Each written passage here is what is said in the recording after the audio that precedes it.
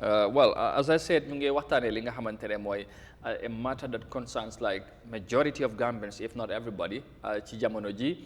Gambians home and abroad ñëpp ñu ngi ci wax mooy the sales of the former president Jammeh's assets mooy bagage yu mu fi jaayoon ñu bari sax mujjee wax ne léegi bagage yi réew mi la ci lu bëree bëri suuf ay ay moomelam nag yi ak yeneen moto yi ak yu bëree bëri li nga xamante ne sax it na nit ñi xamaguñ ko niñ ko jaayee ñu bëri amoon yàggoon nañ ci dégg ay coow surtout ko mel ni Mamadi Kuram bokkoon ci commission bi ci jamono jooju génnoon wax ne lim gis dalul xelam ni mbir di jaayee demee jaarut am na lu ci jaarul yoon waaye taxutoon mbir mi toll nii waaye révélation ci nga xamante ne Republic def na ko tax na Gambien di ci wax ba nguur gi tey génnee statement di wax ne danañ jéem a leeral ba naka nga mun a jàngatee situation bi bu mu tàmbalee ak léegi ni mbir mi nekk di unfold.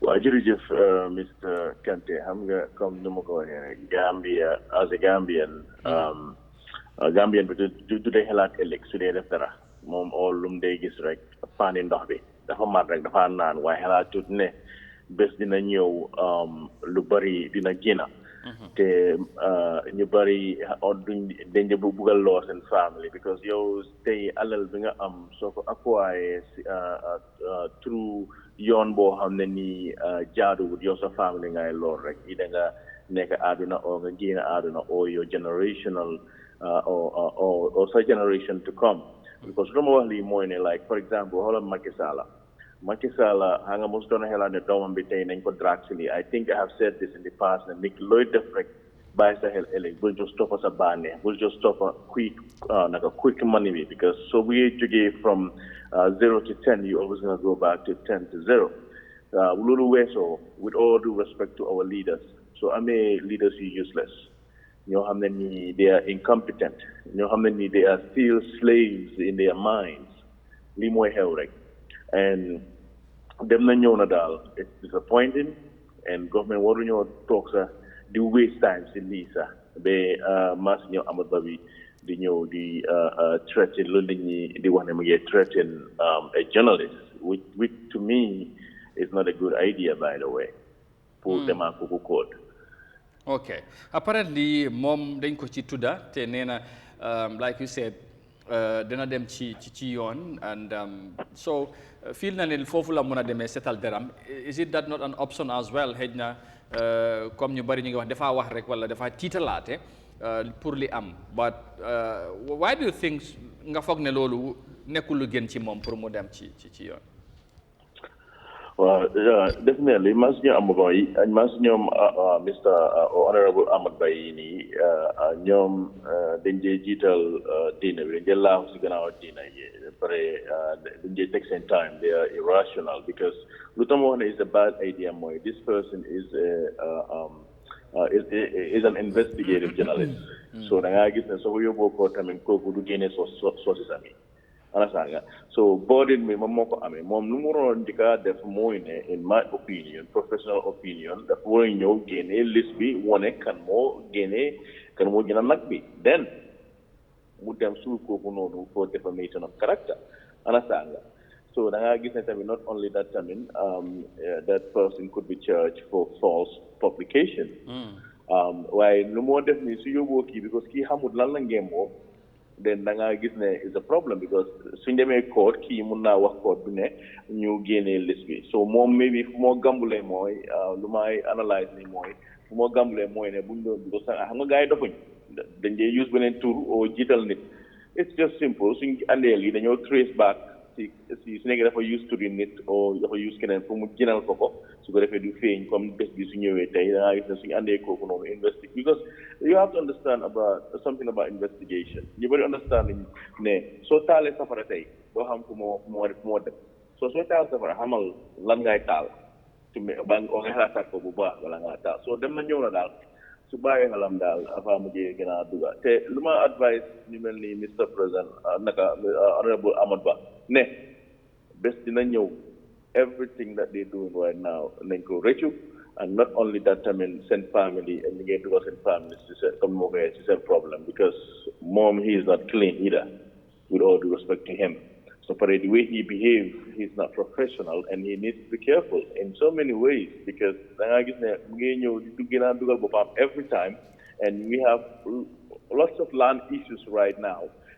People are illegally being forced out of their homes, and understand that, and all that stuff. It's under him, so he needs to make sure he do his job and protect the rights of every individual in the Gambia. Definitely. All right.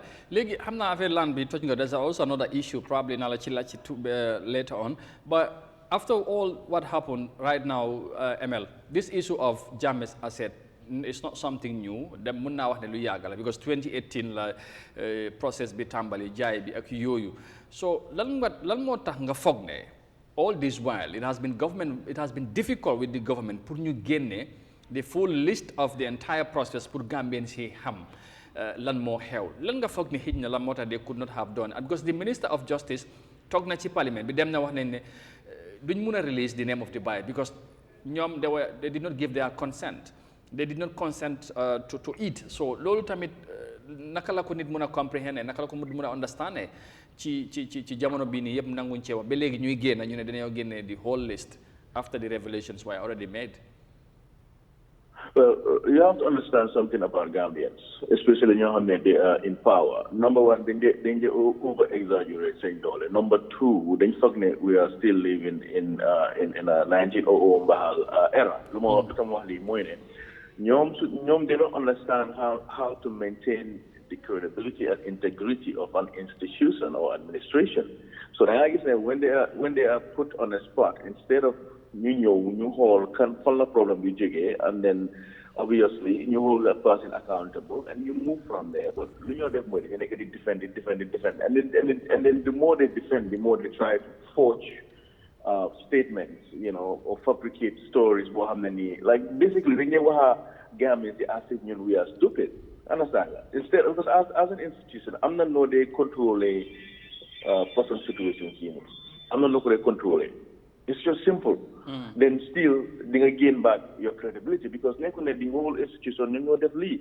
So focus on the problem, BJG. You come out instead of being defensive, because this guy is an investigative journalist, and definition of an investigative journalist, because so they may court right now, witnesses considered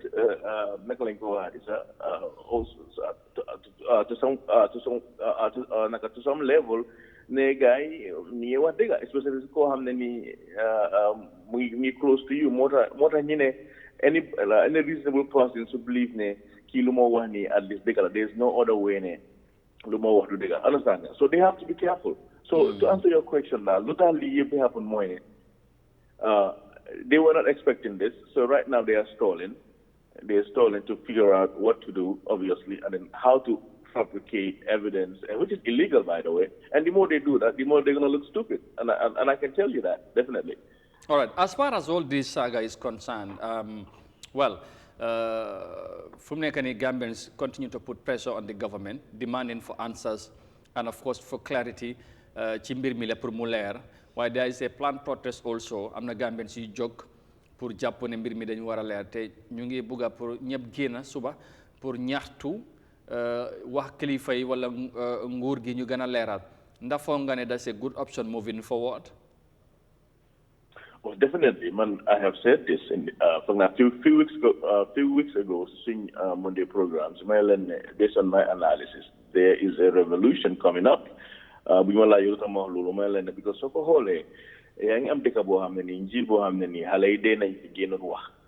people are being forced out of their homes. People in our institution, commit these crimes, and then you try to brush that under the rug. So then I guess nothing is working. So when nothing is working, definitely not sajabar or sajikar, because I'm a jikar they abuse. Every time you them see Khalifa in you still that I have your mom, you can change. And we are going to people. And this is a threat. From now on, there will be time, if they're not careful, they're going to cause a civil war, especially if you have So it's a great idea for everybody come out as Gambians. Because lii lañ woon Yahya Jammeh ne yow ak sa sëriñ yi yëpp ak li nga def si ndox yi yëpp in the end the power belongs to the people. So because lu ma bëgg a wax gars yi ne mooy ne su dalee ne tel bi dëkk bi taalee nii dëkk bu taal xamul na UDP nga xamul na NPP nga xamul na doy nga. So as Gambians suñ gisee loo xam ne nii nekkul dem lu correct we all need to put our differences aside and come fight together and then suñ paree ñu delluwaat ku nekk si sa political party. It's just that simple. So it's a great idea, and I support it. I'm gonna be in front of it definitely because these people are playing with the future of our children and their future generation.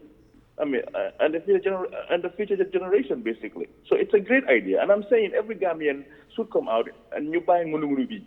You know, that in every day they come in a hurry.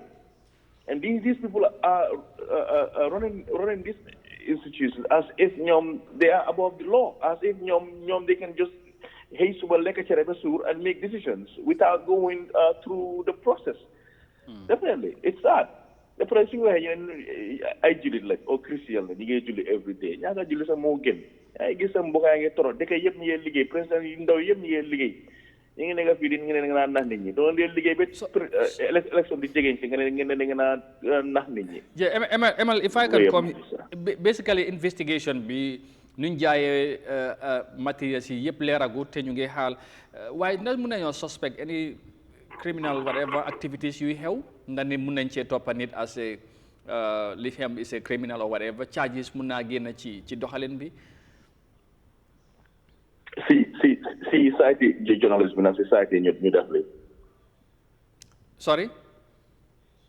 Understand, but charges munadem against you. Yeah, limaro moy nunjaye bagasi amna ñuy tuumal gaay ñu mbir mi xewé dafa leerut mané bu mbir mi léré ndax mën nañ ci suspect ne some criminal transactions yi am wala yi am ba paré mën nañ ci charge nit criminal offenses ci mbir mi lé Oh, definitely. Definitely, because you can charge these people. Munga source guy several charges criminal code pre-care deals illegally or you move you have any public official corruption. Understand that? So so all these things are there. Ninga pre-care deals So swing follow no. All they need to do is just go back to our laws in our criminal codes. Swing away them when you debate another time. There are laws in there that would hold them accountable for what they did. Snake and kiluma degala. Why again? Who's going to prosecute them while they are the one leading the country now? But the guy, the time didn't know. ñom la gaay di soos na gaay ñaan yàlla rek man bu ma bokk ci investigation panel boobu noonu rek because dinaa lu xati every living lu gaay sàcca su leen neexee sax ñu dem créer beneen tour or beneen whatever def ko fa just to protect it. This is 21st century. It's not hard for nga trace back nit ki lan la sàcca si nguur especially si nguur. So definitely to answer your question, yes, criminal charges ñu foofu ñu ngi xaar guys nekk li ñu wax nii loolu la gaay def su gaay protecté seen bopp o keneen su la protecté si lii tamit si beneen administration ñëwee koo xam ne nii ñàkkul fayda laa wax de koo xam ne nii they put Gambia first kooku tamit nag dafa soos gaay nice na gaay make sure rek ñu investigate ñu investigate tamit na gaay xelaat legacy bi to make sure ne ñu protect the integrity of the investigation because arresting them is one thing, but be able to prosecute them is another thing. Well, just a quick one. Xam naa ne affaire yi Jammeh bi ak ni ñu jaayee mbir mi we'll have more time ñu continuer waxtaan bi but earlier on mentioned about the land issue and of course and it was not long ago lu xew Sukuta Salaji kër yi fa daaneel victims yi mer nañ and all that but bëgg naa ñu wax tuddi ci kër yu daaneegul ñi nga xamante ne laalagul seen kër legally ndax am nañ liñ mën a def ba ñoom ñu protect seen ay kër ba tax xëj na nguur gi di ko daanelaat boo ci doon wax rek just quickly ci mbir moomu xam naa ne fu mu nekk